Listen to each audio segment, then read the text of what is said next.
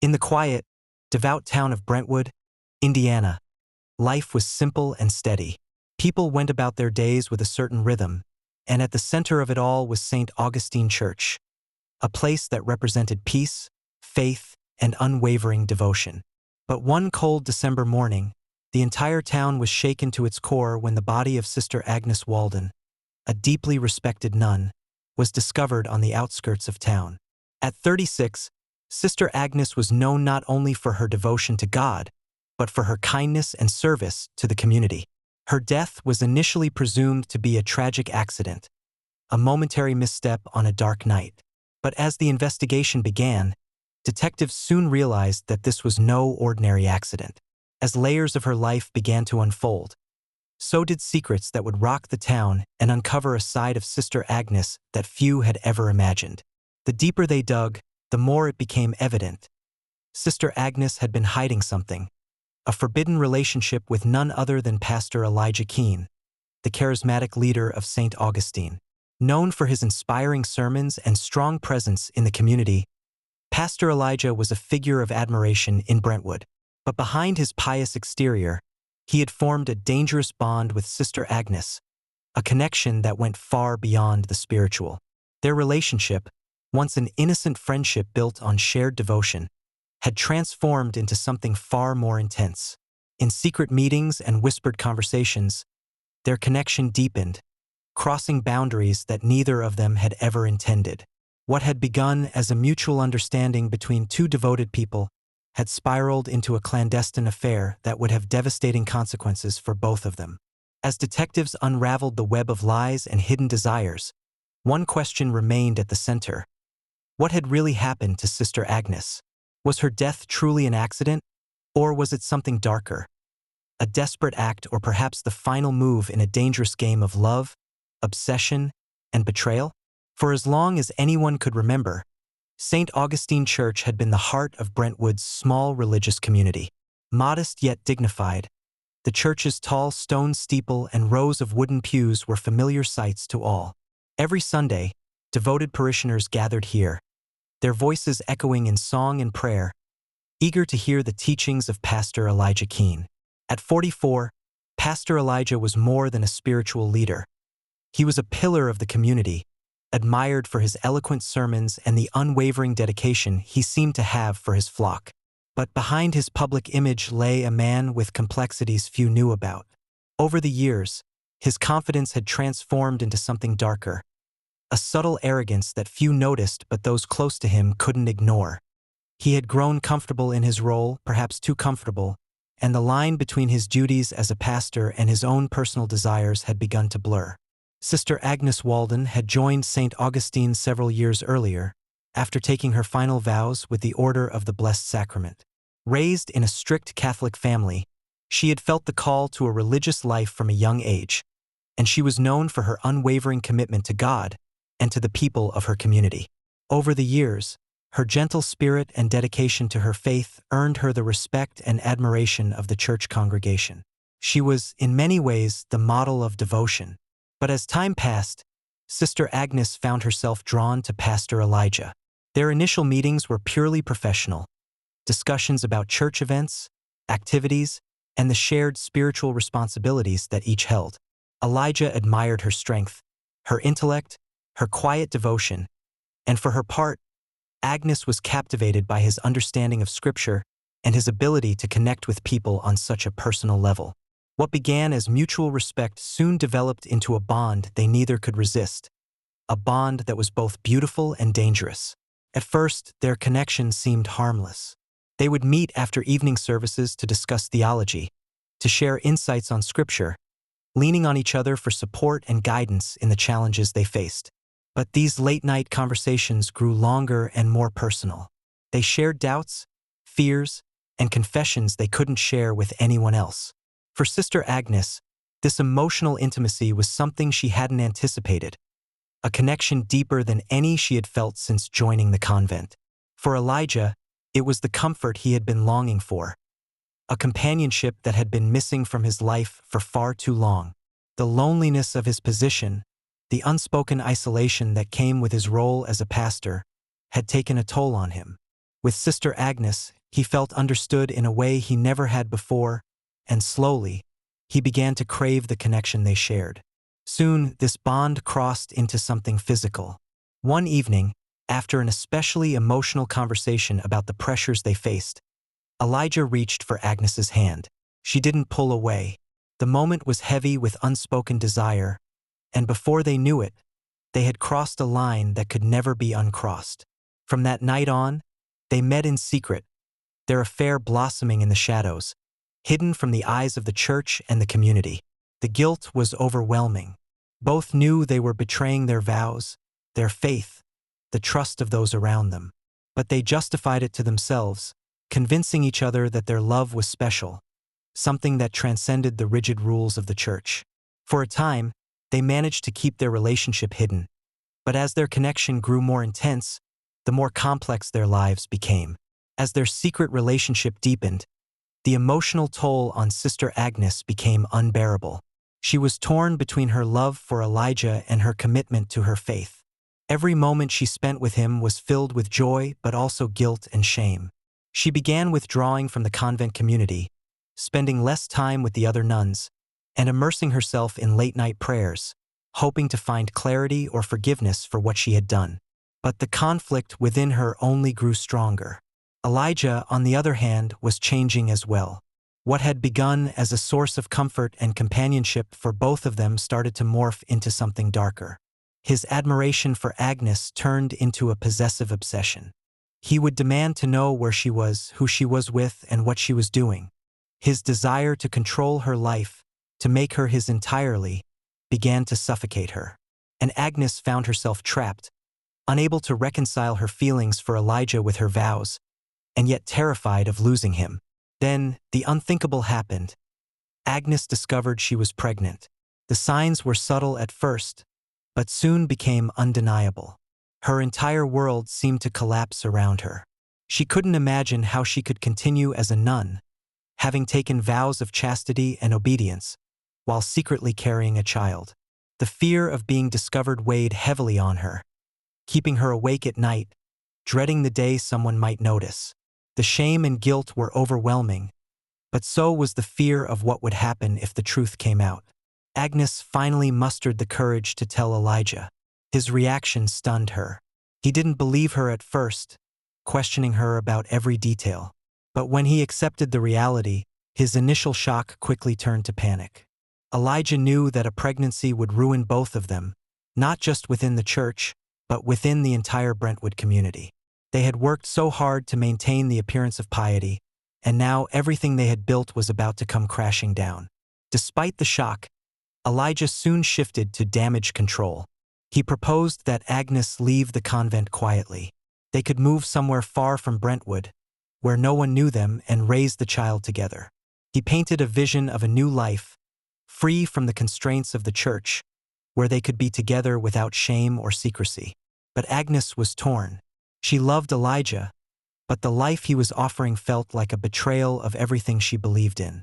She couldn't imagine abandoning the church, the place that had been her home for so long, nor could she imagine raising a child outside of her faith.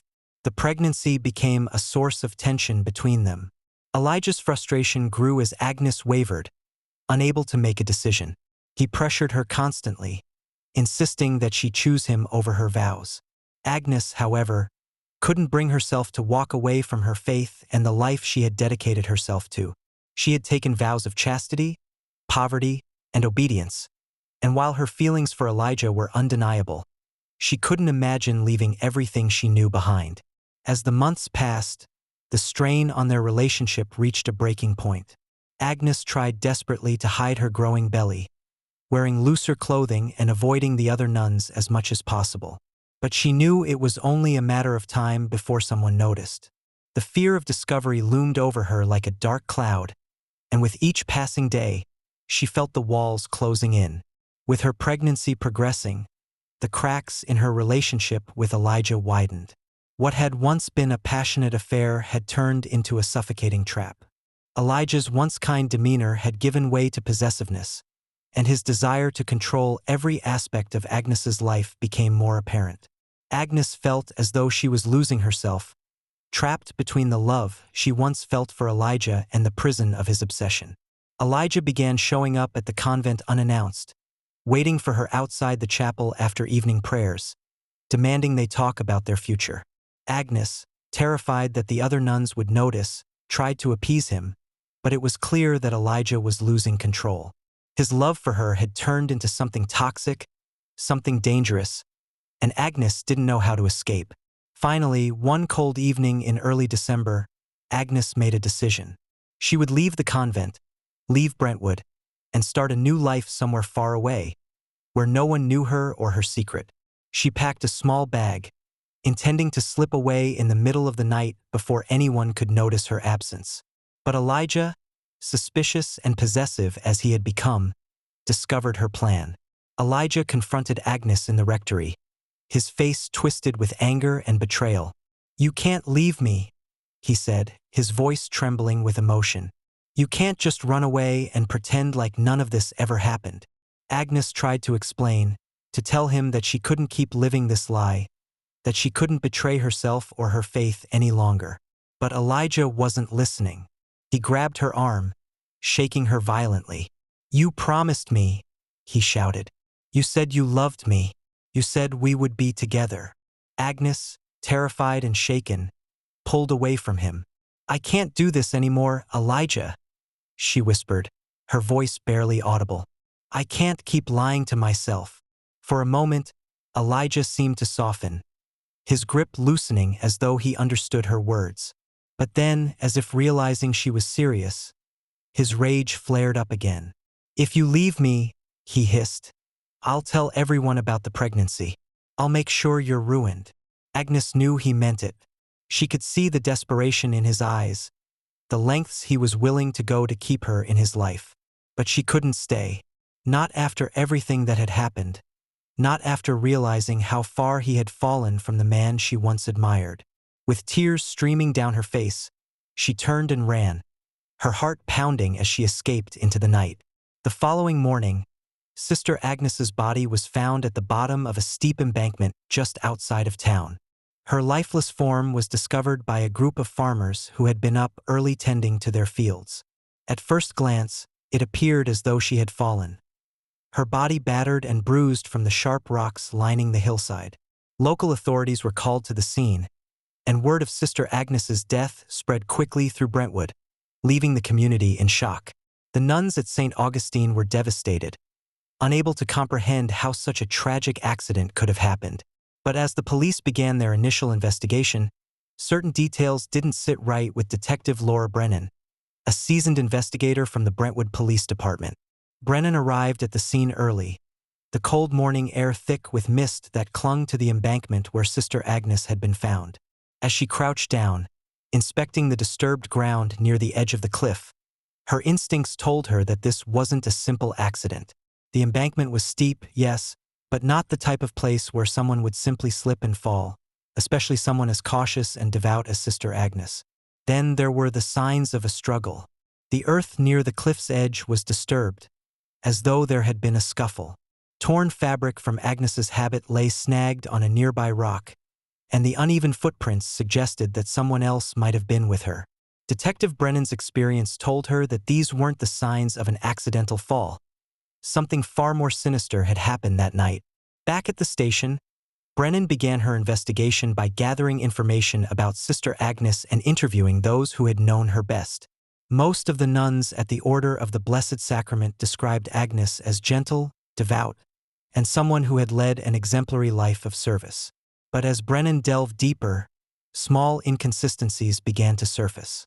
Several of the nuns admitted that Agnes had seemed troubled in recent months. She had become increasingly withdrawn, skipping communal meals and spending long hours alone in the chapel. Brennan's years of experience told her that people rarely change so drastically without reason. Something, or perhaps someone, had caused this shift in Sister Agnes's behavior, and Brennan was determined to find out what it was. Her first lead came when she interviewed Mother Superior, the head of the convent. The older woman was a pillar of strength within the community, a figure of stability and wisdom. But when Brennan asked about any recent changes in Agnes's behavior, Mother Superior's expression shifted slightly, just enough for Brennan to notice. She came to me several times, Mother Superior admitted quietly, her hands clasped tightly in her lap. She was struggling with something. I thought it was a crisis of faith. Many nuns experience that at some point in their journey. Brennan pressed for more details, but Mother Superior was reluctant to say much more. It was clear that even within the convent, secrets were kept tightly guarded. As Brennan continued her interviews, she began to hear troubling accounts from some of the other nuns. Sister Margaret, one of the older nuns, mentioned that Agnes had been seen leaving the chapel late at night on more than one occasion. She described how Agnes would take long walks alone, sometimes not returning until just before dawn. She seemed lost, Sister Margaret recalled. Not in a physical sense, but spiritually. I thought it was just a phase, but looking back now, the interviews painted a picture of a woman who had been deeply troubled, haunted by something beyond what anyone in the convent could understand. And as Brennan dug deeper, one name kept coming up in conversation: Pastor Elijah Keene. Several of the nuns had noticed that Agnes and Pastor Elijah had been spending more time together in recent months. They would often meet after evening prayers, talking for hours in the rectory. While most assumed it was church business, there was an undercurrent of suspicion. It was the break Brennan had been looking for. Brennan wasted no time arranging a meeting with Pastor Elijah. When she arrived at St. Augustine Church, he greeted her with the calm, composed demeanor that had won him the admiration of the town. He expressed his condolences over Sister Agnes's death and offered his assistance with the investigation. But as Brennan questioned him, she noticed subtle shifts in his demeanor. Elijah was too composed, too careful with his words. Behavior Brennan had seen countless times before in people who had something to hide. When asked about his relationship with Sister Agnes, Elijah downplayed their interactions, claiming they only met occasionally to discuss church activities. He denied any knowledge of why she might have been out so late at night and insisted he hadn't seen her for several days before her death. But Brennan's instincts told her that there was more to the story. There was an edge to Elijah's calm exterior, a sense of control that seemed more forced than genuine. After leaving her interview with Elijah, Brennan returned to the station and ordered a subpoena for his phone records. It didn't take long for the data to reveal something suspicious. Elijah and Agnes had been in constant contact in the weeks leading up to her death, exchanging texts at odd hours of the night. Many of the messages had been deleted, but forensic analysis was able to recover several fragments. The messages were personal, intimate, even speaking of late-night meetings and coded references to their relationship. It was clear now that their connection had been far more than professional, and Brennan had proof that Elijah had lied to her. But the most damning piece of evidence came when Brennan pulled security footage from a gas station near the embankment where Agnes's body was found. The footage showed Elijah's car passing the station late on the night of Agnes's death, placing him in the area just hours before her body was discovered. Armed with this new evidence, Brennan prepared to bring Elijah back in for questioning. She knew she needed to approach it carefully. Elijah was smart, calculated, and likely dangerous. If he had killed Agnes, Brennan had to make sure he didn't slip through her fingers. In the interrogation room, Brennan started the conversation subtly, asking Elijah questions about his role in the church, his responsibilities, and his relationship with the congregation.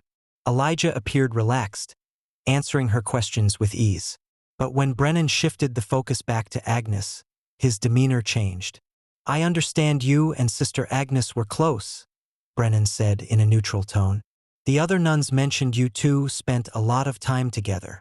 Elijah's expression tightened, though he tried to maintain his composure.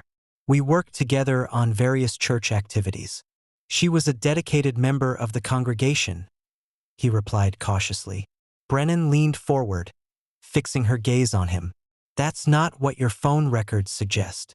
For the first time, Elijah faltered, his eyes flickering with uncertainty. Brennan continued, "I pulled your phone records, Pastor Keene. You and Sister Agnes exchanged hundreds of texts over the past few weeks.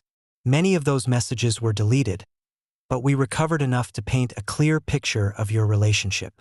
Elijah remained silent, his jaw clenched. "You were in constant contact with her, meeting late at night, discussing things that had nothing to do with the church. And then there's the footage of your car spotted near the embankment on the night of her death.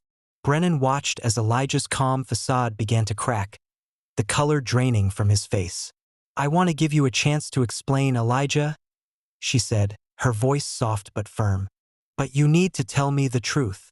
For a brief moment it looked like he might confess. His shoulders slumped, and he ran a hand through his hair, as though the weight of his lies was finally catching up to him. But then, just as quickly, his expression hardened, and he straightened in his chair. "Sister Agnes and I were close," he admitted, his voice tight. "But I had nothing to do with her death." Detective Brennan knew she was close, but Elijah was still holding back. She decided to keep the pressure on, pushing him to confront the reality he had tried so hard to hide. "Elijah," she continued, her tone unwavering, "we have the evidence, the messages, the surveillance footage, and your history with Sister Agnes. I'm giving you one chance to tell your side. What happened that night?"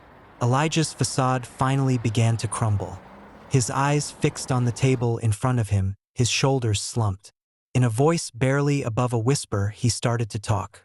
At first, Elijah tried to frame the story as though he had been a caring spiritual guide for Agnes, helping her through a difficult time. But as Brennan pressed him, his version of events began to unravel, piece by piece. He admitted that their relationship had turned physical over a year earlier, that they had shared feelings they couldn't ignore, and that he had encouraged her to leave the convent so they could be together. Then came the confession that hit Brennan like a blow. Agnes had told him she was pregnant just weeks before her death. Elijah admitted that the news had shocked him, but he had seen it as an opportunity, a chance to finally break free from the constraints of the church and start a life with her. But Agnes had refused, terrified of the scandal, of what her pregnancy would mean for her faith and her life. She couldn't bring herself to abandon the convent. According to Elijah, the night of her death, they had met near the embankment to talk. They argued about their future, about whether she would go through with leaving the convent, and how they could keep their secret. When she tried to walk away, he followed, desperate to convince her to stay with him. Elijah insisted it had been an accident, that in the heat of the moment, Agnes had slipped and fallen. But Brennan knew better. The signs of struggle, the disturbed earth, and the torn fabric told a different story. Elijah's increasingly erratic behavior in the weeks leading up to her death painted a picture of a man who had become dangerously possessive, willing to do whatever it took to keep her in his life. As Elijah's confession came to an end, Brennan knew she had enough to charge him with murder. But the case was far from over. She had a duty to bring closure to the town of Brentwood, to expose the truth of what had happened to Sister Agnes, and to hold Elijah accountable for his actions. Elijah was formally arrested and charged with second-degree murder, a decision that sent shockwaves through Brentwood.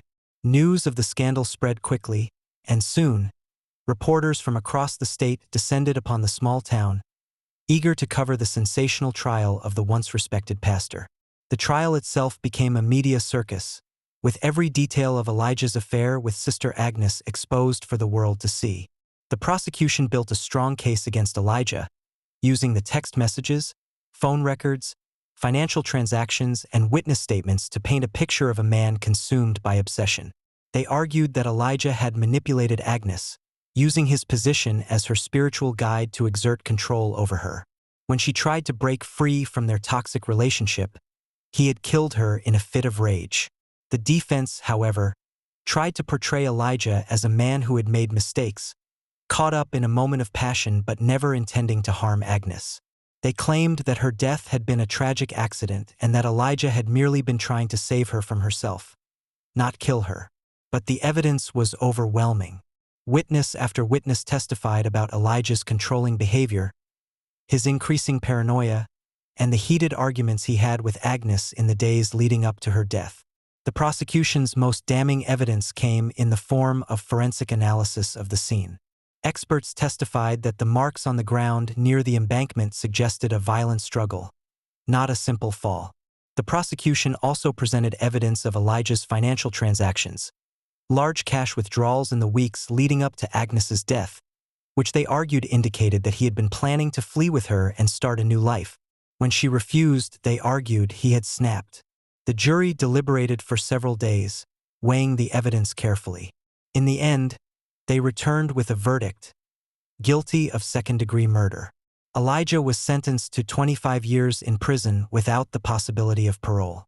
The conviction marked the end of a tragic chapter in the history of Brentwood, but it left a lasting impact on the town and its people. For many in Brentwood, the trial and its outcome were devastating. St. Augustine Church, once a place of peace and refuge, had been tainted by scandal. Several of the nuns, unable to cope with the betrayal of trust by someone they had once admired, left the convent altogether. Mother Superior, who had been a steadfast leader for so many years, retired shortly after the trial, unable to bear the weight of what had happened under her watch. The congregation at St. Augustine also struggled to move forward. Attendance dropped dramatically in the months following Elijah's conviction, as many parishioners found it difficult to reconcile their faith with the actions of their former pastor. Some members of the community left the church entirely, seeking solace in other places of worship, while others clung to their faith, determined to rebuild what had been lost. For the nuns who remained, the path to healing was slow and painful. The convent, once a place of quiet reflection and spiritual solace, now held memories of betrayal and loss. Sister Margaret, who had been close to Agnes, struggled with grief and anger, unable to understand how a life so dedicated to faith could end in such tragedy. As for Detective Brennan, the case left an indelible mark on her as well. She had seen countless tragedies in her years as an investigator, but the death of Sister Agnes was different. It was a reminder of the complexities of human nature, of how easily trust could be broken, and of how even those who seemed to embody righteousness could fall prey to their darkest desires. In the end, the people of Brentwood were left to pick up the pieces, to find a way to move forward and rebuild their faith. But the memory of Sister Agnes would linger, a reminder of a life lost too soon and of a town forever changed. Thank you for staying through to the end of this story. If this case moved you, let us know your thoughts in the comments below.